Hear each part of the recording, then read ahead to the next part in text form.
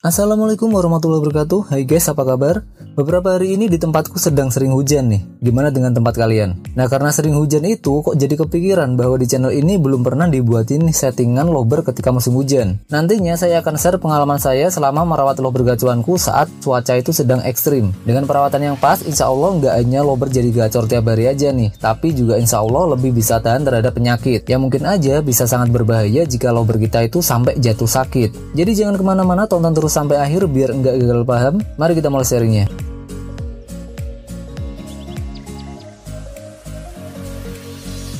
Baik, langsung aja ya, saya akan sharing beberapa trik yang baiknya kalian lakukan atau kalian hindari saat musim hujan tiba. Yang pertama adalah hindari untuk mengebun burung terlalu pagi jika dirasa cuaca tidak mendukung.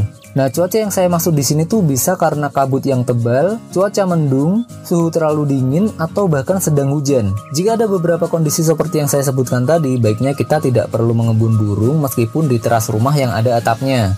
Kenapa baiknya kita hindari dalam hal ini adalah karena suhu yang terlalu dingin atau cuaca yang kurang bersahabat bisa membuat lobber jadi sakit. Dan jangan harap jika ini dilakukan terus-menerus, lobber bakalan jadi rajin bunyi ya.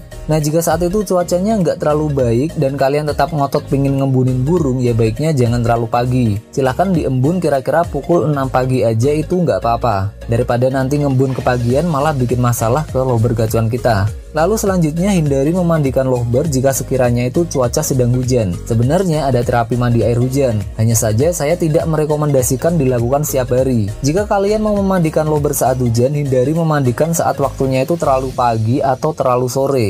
Ambillah waktu antara pukul 9 sampai 3 sore aja. Itu adalah waktu yang terbaik menurut saya. Nah, di musim penghujan ini kita tidak perlu repot-repot memandikan lobber meskipun di settingan sebelumnya itu kita biasa memandikan lobber kita. Tenang aja, jika lobber itu memang merasa gerah, dia akan mandi sendiri tanpa harus menunggu kita yang mandiin. Tahukah kamu ada beberapa kasus lobber jadi ciak bulu karena sering dimandiin saat hujan? Maka saran saya lebih bijaklah dalam memandikan lobber saat kondisi seperti itu. Lalu yang berikutnya, ketika ada pasokan matahari di jam berapapun, maka sebaiknya kita ambil kesempatan untuk menjemurnya. Meskipun itu di atas jam 11 pagi ya. Hanya saja jangan terlalu lama jika pada saat itu panasnya itu cukup terik. Maksimal 30 menit aja jika sinar matahari itu dirasa terlalu panas. Atau bisa sampai penjemuran 1 jam ketika cuacanya itu nggak terlalu terik. Di musim penghujan ini memang ada toleransi jadwal penjemuran, dimana biasanya saya menganjurkan penjemuran di bawah pukul 10 pagi. Tapi biasanya yang terjadi selama musim hujan, pasokan sinar matahari biasanya ada pada saat siang hari aja.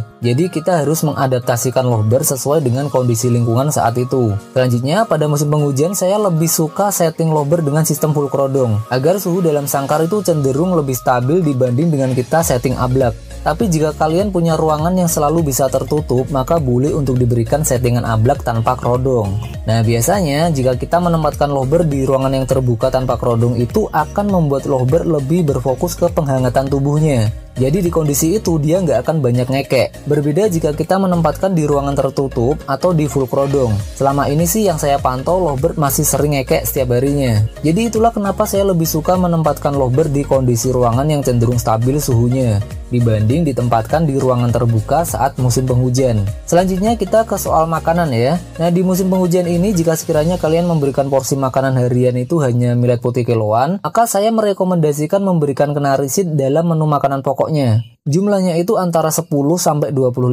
dari total makanan pokoknya. Jadi semisal kita punya makanan pokok 1 kg, maka dalam 1 kg itu isinya 750 gram millet putih dan 250 gram kenarisid. Sampai di sini ada gambaran ya. Nah, jika kalian mau dikencengin lagi, bisa memakai pakar racikan baik itu pabrikan maupun rumahan. Takarannya adalah 1 kg millet putih ditambah dengan 250 gram pakar racikan. Dengan porsi makanan segitu dan dalam kondisi musim penghujan, saya rasa masih dalam batasan aman jika diberikan setiap hari.